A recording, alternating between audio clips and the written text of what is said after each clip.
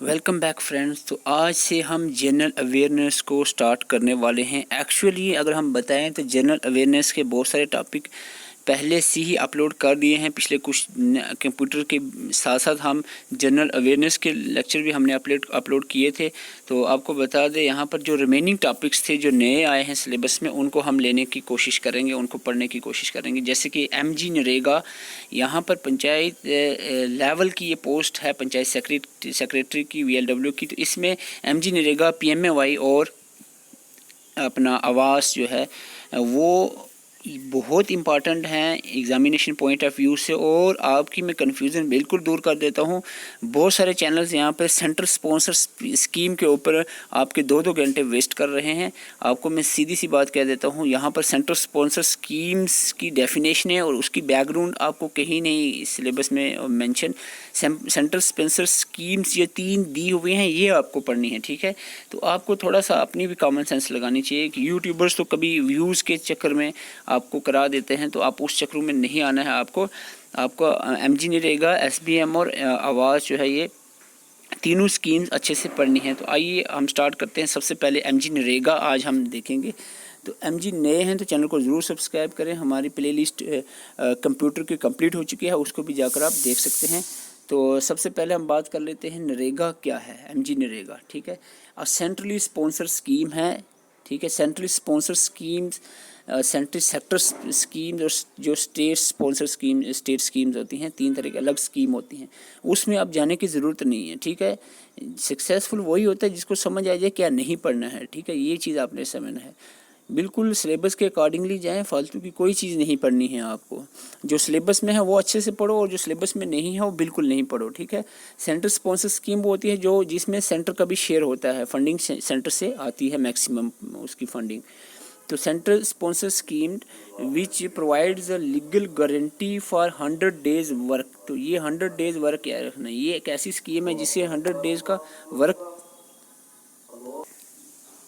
100 days का work, सबसे पहला पॉइंट याद रखना है। ये एक ऐसी स्कीम है जिसमें 100 डेज़ का वर्क दिया जाता है लोगों को। किन लोगों को? Unskilled adult members of rural house hold. जो गांव के रहने वाले अनस्किल्ड अडल्ट मेंबर्स हैं, 18 साल से ऊपर के जो अनस्किल्ड लड़की या लड़के दोनों हैं, उनको ये 100 डेज़ का गारंटी वर्क दिया जाता है। लीगल गारंटी वर्क मतलब ये 100 डेज़ में आगे इसके बारे में देखेंगे, इसकी लीगलिटी क्या है। तो ये सबसे पहला पॉइंट यहाँ पे याद रखना है। एक सेंट्रल स्पॉन्सर स्कीम है MG नरेगा और इसके अंदर क्या होता है, guaranteed legal guaranteed 100 days work जो है ये unskilled adult members of rural house hold को दिया जाता है, ठीक है। बहुत आसान तरीके से समझने की कोशिश करेंगे, ठीक है। आगे चलते हैं। नेक्स्ट यहाँ पर पॉइंट आता है, यहाँ पर क्वेश्चंस पूछे जा सकते हैं। इंपॉर्टेंट पॉइंट्स यहाँ पर मैंने लिखे हुए हैं। नरेगा, देखो MG नरेगा जब लॉन्च हुई थी तो ये इसका नाम नरेगा था। बाद में 2000 यहाँ पर 2009 में ये लिखा है 2 अक्टूबर 2009 में नरेगा जो है has been renamed as MG NREGA, ठीक है। तो ये अपने याद है जब लॉन्च हुई थी, ये डेट याद है। सबसे पहले तो आपको नरेगा की फुल फॉर्म याद रखनी है, national Rural Employment Guarantee act 2005, ठीक है। 2005 इसमें साथ में रखा था कि आपको डेट याद रहे कि ये कब इनेक्टेड हुई थी, कब ये लॉन्च की गई थी स्कीम, सितंबर 2005 में, ठीक है। लेकिन ये कम इनटू फोर्स यानी कमेंस्ड यानी लागू कब हुई थी, 2 फरवरी 2006 में, ठीक है। ये पॉइंट आपने याद रखना है। क्या कि नरेगा की फुल फॉर्म क्या है, सीधा MG नरेगा की याद रखो, Mahatma Gandhi National Rural Employment Guarantee Act, ठीक है। और एक कभी कभी स्कीम भी होता है, ठीक है, एस अब साथ में याद रखना है। तो नरेगा की फुल फॉर्म क्या है, Mahatma Gandhi National Rural Employment Guarantee Act. सबसे पहले तो मेरी डेफिनेटली मैं कहता हूँ कि फुल फॉर्म ही पूछी जाएगी, ठीक है। तो फुल फॉर्म आपने याद रखना है। इसके अलावा अगर कोई क्वेश्चन पूछा जा सकता है, इस स्क्रीन के ऊपर आपको मिलेंगे क्वेश्चंस। पहले ये नरेगा के नाम से स्टार्ट हुई थी, national Rural Employment Guarantee act, जो 2005 में इनेक्ट हुई थी, सितंबर 2005। और ये कम इनटू फोर्स यानी लागू हुई थी 2 फरवरी 2006 में। ये डेट आपने याद रखनी है। और 2 अक्टूबर आपको पूछा जा सकता है, change MG NREGA change into MG NREGA ये कब हुआ, 2 अक्टूबर 2009 को, ठीक है। ये आपने याद रखना है। 5 में इनेक्ट हुई, 2 फरवरी 2006 में कम इनटू फोर्स हुई और 2 अक्टूबर 2009 में इसको इसका नाम जो है वो चेंज कर दिया, MG नरेगा कर दिया। ठीक है, ये होगी आपको याद चीज़ें। और इससे पहले हमने 100 डेज़ वर्क का आपको बताया अनस्किल्ड एडल्ट मेंबर्स। चीज़ें याद रखनी है भाई, वीडियो देखने से तो क्या 1 लाख वीडियो देखते जाओगे दिन भर, फ़ायदा कुछ नहीं होना। ठीक है, आसान मैंने करने की कोशिश की है और मैं यही करता हूँ ताकि चीज़ें आपको याद रहें आसान तरीके से।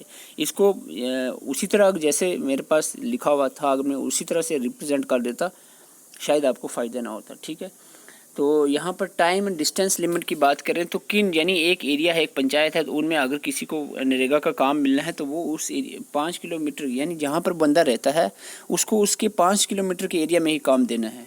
ठीक है, ये चीज़ आपने याद रखनी है। और 15 दिन के अंदर अंदर उसको काम देना है। जब उसने अप्लाई किया है कि भाई मैं अनस्किल्ड लेबर हूँ मुझे काम दो, 15 दिन के अंदर अगर उसको काम नहीं दिया तो ये कानून के खिलाफ हो जाएगा एक किस्म से, अदरवाइज कंपनसेशन उसको देनी पड़ेगी। ठीक है, ये 2 चीज़ें याद रखनी है, 5 किलोमीटर के अंदर अंदर काम देना है नरेगा का, और दूसरा क्या है एप्लीकेशन के बाद 15 दिन के अंदर उसको काम देना है। अगर ना दिया तो फिर उसको कंपनसेशन देनी पड़ेगी। ठीक है, ये टाइम एंड डिस्टेंस लिमिट आपने याद रखनी है। ओके, 5 किलोमीटर 15 दिन।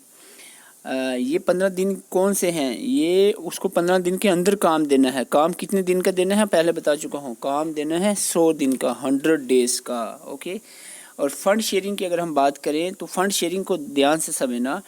वेज जो है, वेज यानी जो मज़दूरों को पैसा दिया जाए काम करने वालों को, लेबर्स को, वो 100% सेंटर की तरफ से होगा। ठीक है, वेज जो है, वेज रेट जो है पूरा 100 की सेंट्रल गवर्नमेंट की तरफ से होगा। बट जो मटेरियल है यानी जो हम वो जो काम करेंगे उस चीज़ को बनाएंगे, जैसे कोई पौंड बना रहे हैं, कोई गांव की ऐसी कोई कम्युनिटी हॉल बना रहे हैं, इस तरह की कोई चीज़ बना रहे हैं, तो उसमें 75% सेंटर देगी और 25% बाकी का वो स्टेट गवर्नमेंट को देना पड़ेगा। ठीक है, मटीरियल की बात करें, मटीरियल के केस में यानी जो सामान लगेगा उस केस में सेंटर 75% ही पैसा देती है, लेकिन वेजेस का रेट जो पूरा एक्सपेंडिचर है वो सेंटर गवर्नमेंट ही उठाती है 100%। ठीक है, 1/3 ये पॉइंट इंपॉर्टेंट है, 1/3 बेनिफिशरीज मस्ट बी वुमन।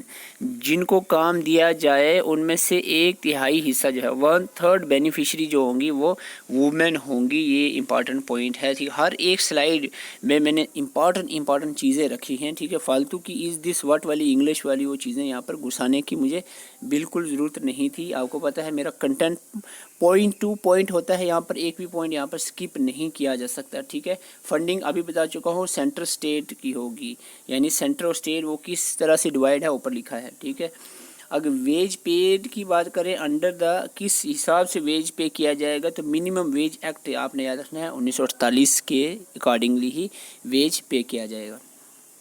ठीक है, ट्रांसपेरेंसी एंड अकाउंटेबिलिटी अगर लानी है यानी कोई धोखाधड़ी ना हो इसमें, इसके लिए आप क्या करना होता है, तो इसके लिए सोशल ऑडिट। ठीक है, सोशल ऑडिट जो है पूरी जांच पड़ताल करते हैं पूरे, यानी कितने काम दिए कितने, सारा सोशल ऑडिट एक कोई CA होगा या कोई जो है डिपार्टमेंटल बंदा लगाते हैं गवर्नमेंट उस यानी किसी भी पंचायत का अगर आपको सोशल ऑडिट करना हो, सोशल ऑडिट में सारी चीज़ें चेक की जाती है, भाई कितना हुआ, कोई धांधली तो नहीं हुई इसमें, कोई गड़बड़ तो नहीं हुई। तो सोशल ऑडिट किया जाता है मनरेगा के कामों का, ताकि ट्रांसपेरेंसी और अकाउंटेबिलिटी यहाँ पर लाई जा सके। तो ये चीज़ें आपने याद रखनी है सारी। ठीक है, तो इस पेज में जितनी चीज़ें हैं वो सारी आपने याद रखनी है। आगे चलते हैं यहाँ पर मेन ऑब्जेक्टिव्स क्या हैं, तो यहाँ पर बता दें सबसे पहले ऑब्जेक्टिव्स इंपॉर्टेंट हैं, पूछे जा सकते हैं एग्ज़ाम में। तो which of the following is the objective of NREGA MG NREGA, और which of the following is not the objective of MG NREGA, इस तरह से क्वेश्चन पूछा जा सकता है। तो इसका पहला objective to strength the process of decentralization the Panchayati Raj. जो पंचायती राज होता है, जो रूट लेवल की जो गवर्नमेंट होती है, ग्रास रूट लेवल की गवर्नमेंट को स्ट्रेंथन करना यानी उसको मजबूत बनाना, ये सबसे पहला मोटिव है किसका, MG नरेगा का। टू एम्पावर द PRIs यानी पंचायती राज इंस्टीट्यूशन, PRIs की फुल फॉर्म है पंचायती राज इंस्टीट्यूशंस को पावरफुल करना, एम्पावर करना for planning and implementation of these works. इन काम करने के लिए पावर्स PRIs की बहुत ज़्यादा होती है। ठीक है, तो उनको भी पावर्स देना इस related.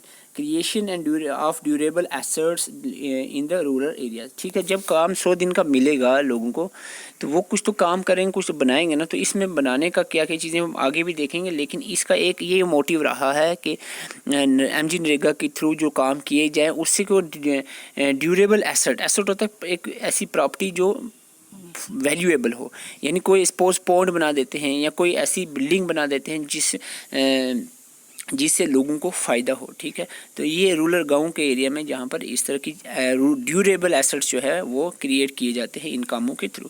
Reduce the urban migration from rural area, यानी अर्बन की तरफ लोग माइग्रेट करना शुरू होते हैं शहरों की तरफ।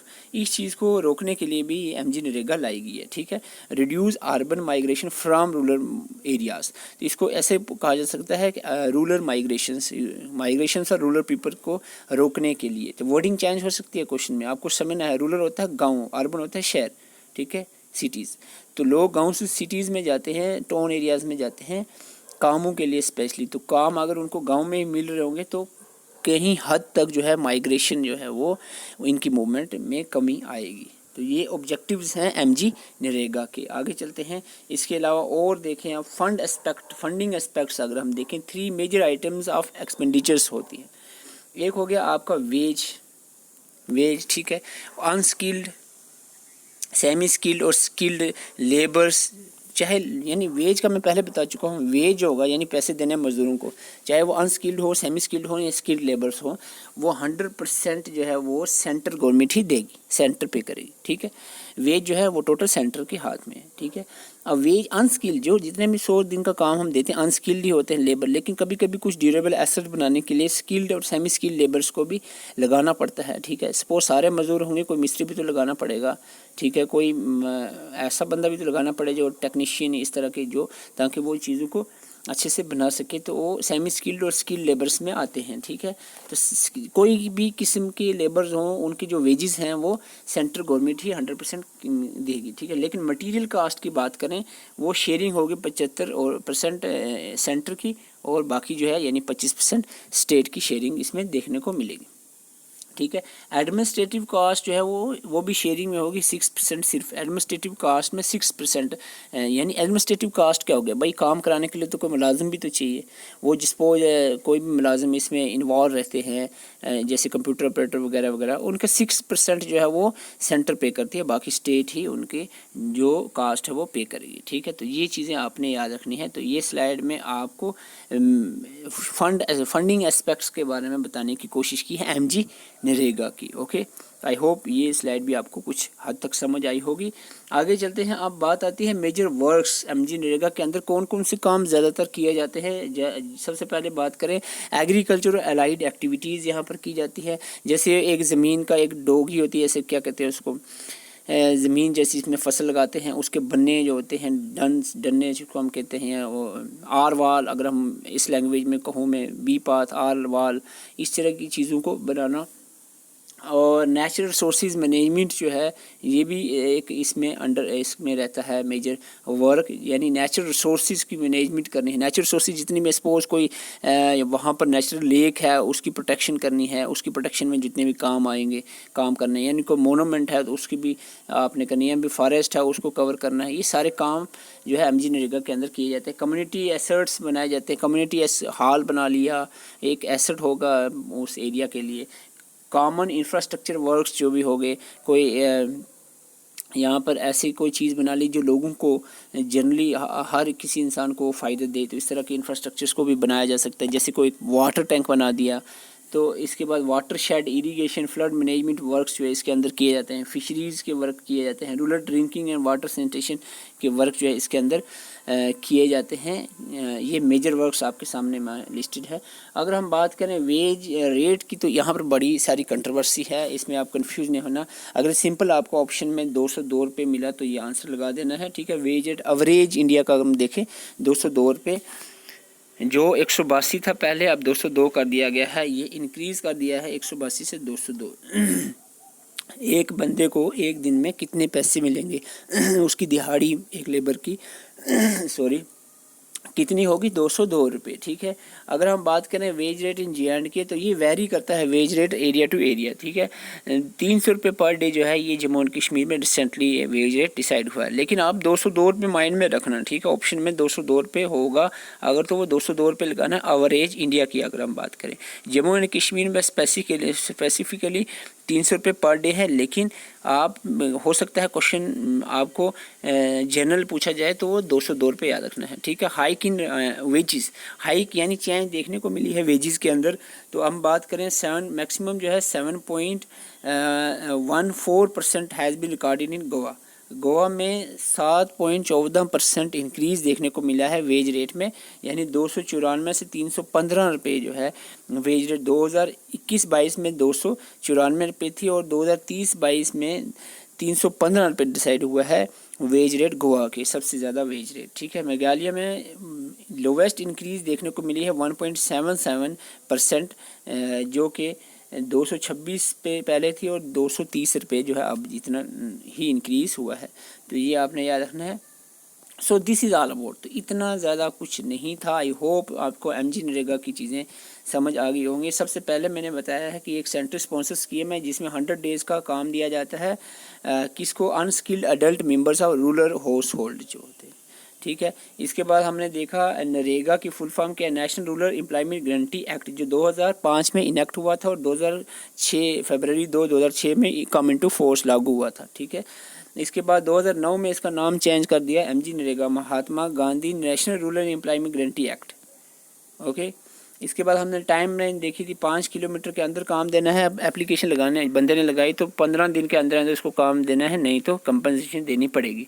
फंड शेयरिंग आपको बता दिया है, वेज के केस में 100% सेंटर की होगी, लेकिन मटीरियल के केस में 75% सेंटर पे करेगी, बाकी स्टेट, ओके। 1/3 बेनिफिशरी जो है यहाँ पर वो वुमेन्स होंगी, और फंडिंग सेंटर स्टेट दोनों की यहाँ पर ऊपर मैंने बता दिया। वेज जो है पे किया जाएगा मिनिमम वेज एक्ट 1948 के तहत, ठीक है। और ट्रांसपेरेंसी एंड अकाउंटेबिलिटी के लिए सोशल ऑडिट किए जाते हैं रेगुलरली, ईयरली। और मेन ऑब्जेक्टिव्स क्या हैं, ताकि डिसेंट्रलाइजेशन यानी पंचायती राज इंस्टीट्यूशंस को स्ट्रेंथन किया जाए, creation of durable assets, rural area में ड्यूरेबल एसेट्स क्रिएट किए जाए, ठीक है। इसके बाद रिड्यूस की जाए urban migration from rural area, urban की तरफ जो लोग जा रहे हैं माइग्रेट कर रहे हैं उसको रोका जाए। तो फंडिंग एस्पेक्ट आपको बता चुका हूँ मैं। वेज चाहे वो किसी भी किस्म की हो, अनस्किल्ड हो, सेमी स्किल्ड हो या स्किल्ड लेबर हो, 100% वो सेंटर का होगा। मटेरियल कास्ट जो है 75% सेंटर पे करेगी, बाकी स्टेट। एडमिनिस्ट्रेटिव कास्ट में 6% सेंटर, बाकी स्टेट, ठीक है। और मेजर वर्क्स आपको बता दिए, एग्रीकल्चर हो गया, natural resource, community assets, common infrastructure, watershed irrigation, fisheries, rural drinking water वगैरह हो गए। और वेज रेट जो है 202 रुपये, और जम्मू कश्मीर में 300 रुपये, सबसे ज़्यादा गोवा और मेघालय में आपको देखने को मिला यहाँ पर लोवेस्ट, ओके। तो ये था आपका MG नरेगा, जो इम्पोर्टेंट पॉइंट्स कवर कर दिए हैं। अगर आपको लग रहा है कि भाई ये कम है तो you can read from anywhere else, और एनी यूट्यूबर जो आपको बता रहे होंगे सेंट्रल स्पॉन्सर स्कीम क्या होती हैं, उनसे भी पढ़ सकते हैं। मैं आपको कभी भी रिस्ट्रिक्ट नहीं करता हूं कि आप किसी और चैनल पे नहीं जाओ। मुझे बहुत खुशी होगी कि आप चैनल्स पे जाएं, जो काम के हों चैनल उसी पे जाएं, ठीक है। और आप अच्छे से इनको तैयार करें। एक वीडियो को जैसे मैंने प्रिपेयर किया था, जब तो मैंने एक टॉपिक को सपोज MG नरेगा पढ़ना है तो एटलीस्ट जो है 10, 20, 30 जितने भी चैनल्स थे सब पे उस टॉपिक को देखा, फिर उसको डिफरेंट गूगल से उसकी PDFs ढूंढ कर इधर उधर से मटेरियल बुक्स से 2-3 बुक्स से इकट्ठा करके फिर उसके नोट्स बनाए, ठीक है। तो इस तरह से मैंने अपने ज़माने में तैयारी की थी, और आज तो अपना अलग मतलब तरीके से मैं अब प्रिपेयर करवा रहा हूँ, क्योंकि अब अल्लाह के करम है कि कुछ एक्सपीरियंस तो हो गया है। मैं 2-3 साल से इसी काम में लगा हूँ समझने कि JK SSB का पैटर्न क्या है। तो आई होप आपको ये लेक्चर अच्छा लगा है। वीडियो को ज़रूर लाइक करें और चैनल को सब्सक्राइब करें। Thank you for watching.